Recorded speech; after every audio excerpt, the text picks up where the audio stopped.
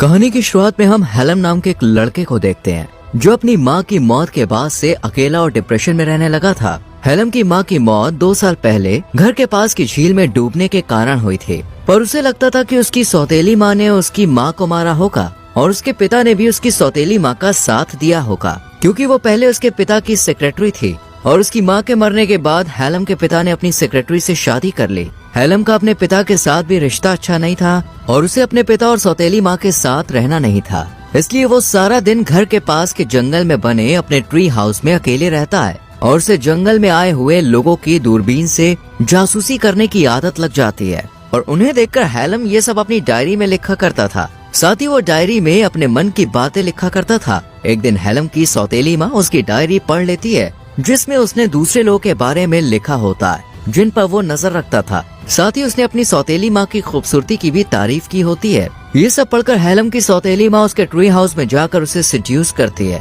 हेलम भी खुद को रोक नहीं पाता और दोनों क्लोज हो जाते हैं, जिसके बाद हेलम की सौतेली माँ उसे ब्लैकमेल करके उसे दूसरे शहर भेज देती है ताकि हेलम अपने पिता को उसके खिलाफ भड़काकर उनके बीच दूरी पैदा न कर पाए। इसके बाद हेलम अकेले एक अनजान शहर में आ जाता है, पर उसके पास ना तो कोई खाने का ठिकाना था और न ही उसके पास पैसा था। साथ ही हेलम के पास न ही रहने के लिए कोई जगह होती है, इसलिए उसे एक बिल्डिंग की छत पर खाली पेट रात गुजारनी पड़ती है। अगली सुबह हेलम को सड़क पर एक महिला दिखती है जिसका नाम केट होता है। केट हेलम की मरी हुई माँ से काफी मिलती जुलती है। उसका चेहरा देखकर हेलम को तो पहली नजर में लगता है कि ये तो उसकी माँ है।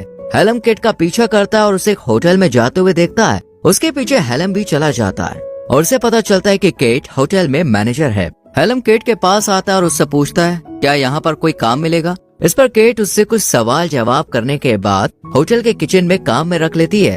हेलम को भी काम की बहुत जरूरत थी, इसलिए वो ये काम करने लगता है और मन लगाकर सभी काम अच्छे से करता है और ये काम करते हुए उसे मजा भी आता है। इसके बाद हेलम छुट्टी होने के बाद केट का पीछा करने लगता है और उसका हर एक रूटीन देखने लगता है। वो कहाँ जाती है, क्या करती है और यहाँ तक कि उसका घर भी देख लेता है। हेलम ये सब इसलिए कर रहा होता है क्योंकि केट उसे अच्छी लगने लगी थी। एक दिन जब केट काम पर नहीं आती और बाहर गई होती है, तब हेलम केट के घर के अंदर चला जाता है। वो जब खिड़की के बाहर देखता है तो उसे क्लॉक टावर दिखाई देता है। उसे लगता है कि केट का घर सामने के क्लॉक टावर से अच्छे से दिखाई देगा और क्लॉक टावर के नीचे ही हेलम काम करता था। तभी केट कमरे में आ जाती है, इसलिए हेलम खिड़की से घर की छत पर चला जाता है और केट की छत पर लगे शीशे के रोशनदान के माध्यम से केट पर जासूसी करना शुरू कर देता है। हेलम जो पहले होटल के एक छोटे से कमरे में सोता था, वो अगले ही दिन क्लॉक टावर के कमरे में अपना घर बना लेता है जहाँ कोई आता जाता नहीं है, क्योंकि यहाँ वो दूरबीन की मदद से केट के ऊपर अच्छे से नजर रख सकता है।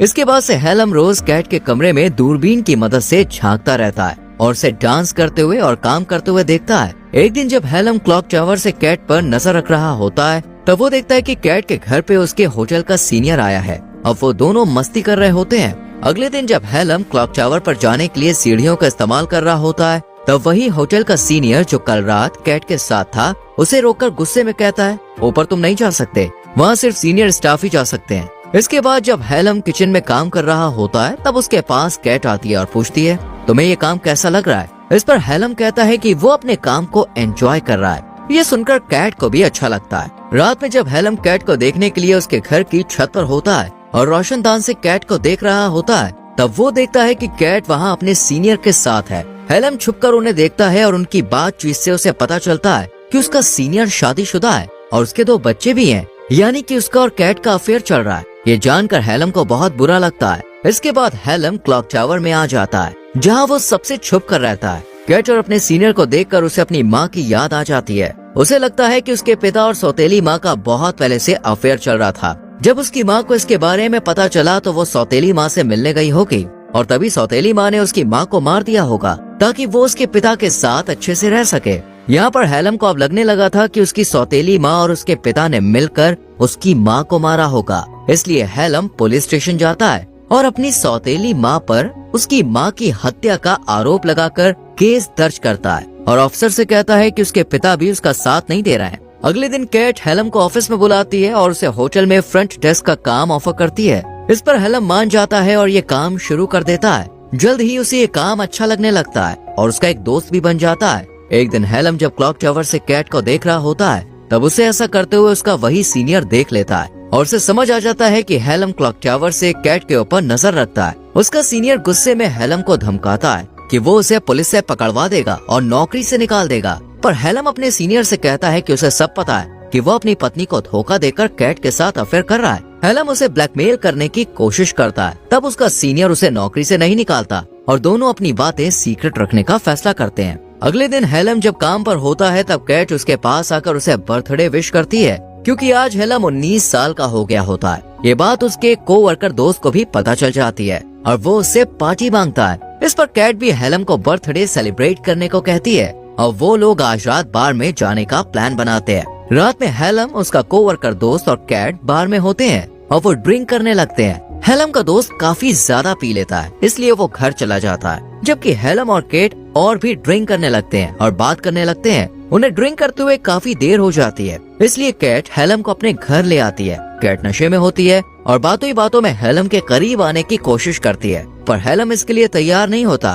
फिर दोनों बिना कुछ किए सोने चले जाते हैं। हेलम कैट के बगल में सो जाता है और सोचता है कि जिस लड़की पर वो नजर रखता था आज वो उसके साथ सो रहा है, जिससे उसे काफी अच्छा लगता है। अगले दिन हेलम जब काम पर जाता है तब वो सबसे पहले कैट के पास जाकर उसे डेट पर चलने के लिए कहता है, पर वो उसे मना कर देती है। कैट कहती है कि कल रात मैंने नशे की हालत में जो भी किया उसे तुम भूल जाओ। ये सुनकर हेलम उदास होकर वहाँ से चला जाता है। कुछ देर के बाद हेलम को होटल के कमरे में बुलाया जाता है। जब वो वहाँ जाता है तो देखता है कि वहाँ कैट है। वो हेलम के करीब आने लगती है और दोनों क्लोज हो जाते हैं। अब हेलम को कैट के साथ अच्छा लगने लगा था और कैट भी हेलम के साथ खुश थी। एक दिन जब हेलम कैट की छत पर चढ़कर उसे देखने जाता है तो वो देखता है कि उसका सीनियर कैट से झगड़ा कर रहा होता है। वो गुस्से में चिल्लाते हुए कैट पर हाथ उठाने की कोशिश करता है। ये देखकर हेलम को बहुत गुस्सा आता है। वो कैट को बचाने के लिए रोशनदान के शीशों को हटाकर कमरे के अंदर कूदता है और अपने सीनियर को रोकने की कोशिश करता है, पर वो हेलम पर हाथ उठा देता है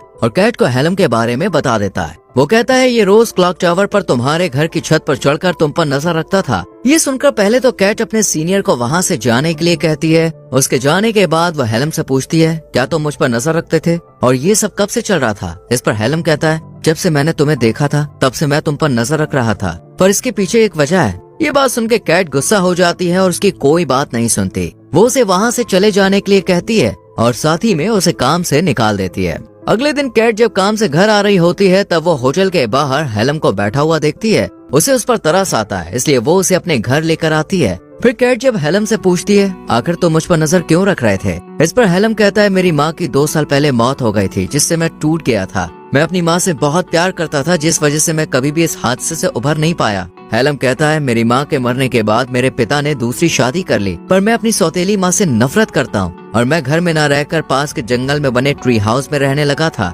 जहाँ से मैं लोगों पर दूरबीन से नजर रखने लगा। समय के साथ ये मेरी आदत बन गई, लेकिन जब मैं इस शहर में आया तब कैट मैंने तुम्हें देखा। हेलम आगे बताता है कि मेरी माँ की शक्ल तुमसे मिलती है और तुम्हें देखने पर मुझे मेरी माँ की याद आती है, इसलिए वो उस पर नजर रखता था। ये सुनकर कैट को हेलम के लिए काफी बुरा लगता है। इसके बाद कैट हेलम की माँ की ड्रेस पहनती है, जिसे हेलम अपने साथ लाया होता है। जब हेलम उसे अपनी माँ की ड्रेस में देखता है तो वो अपनी माँ को याद करते हुए रोने लगता है। तब कैट उसे संभालती है। अगले दिन हेलम जब काम पर जाता है तब उसे पता चलता है कि उसके पेरेंट्स उससे मिलने आए हैं, जिन्हें उसका पता पुलिस स्टेशन से मिला, क्योंकि उसने अपनी सौतेली माँ के खिलाफ केस किया था, पर कोई भी सबूत न होने के कारण उसकी सौतेली माँ के खिलाफ कोई एक्शन नहीं होता है। यहाँ हेलम के पिता उससे कहते हैं कि उन्होंने बहुत ज्यादा कर्ज लिया है और उन्हें अपनी कुछ जमीन को बेचना होगा ताकि वो लोन चुका सके।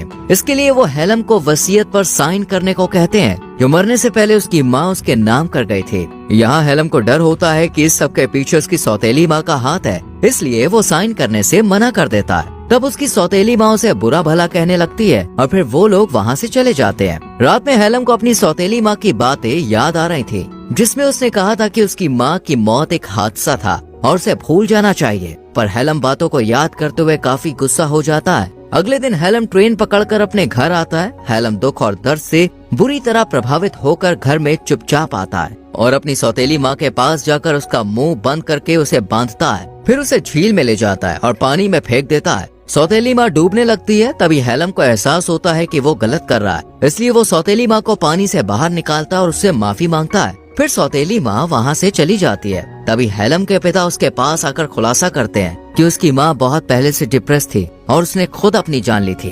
यहाँ हेलम को ये एहसास होता है कि वो गलत था।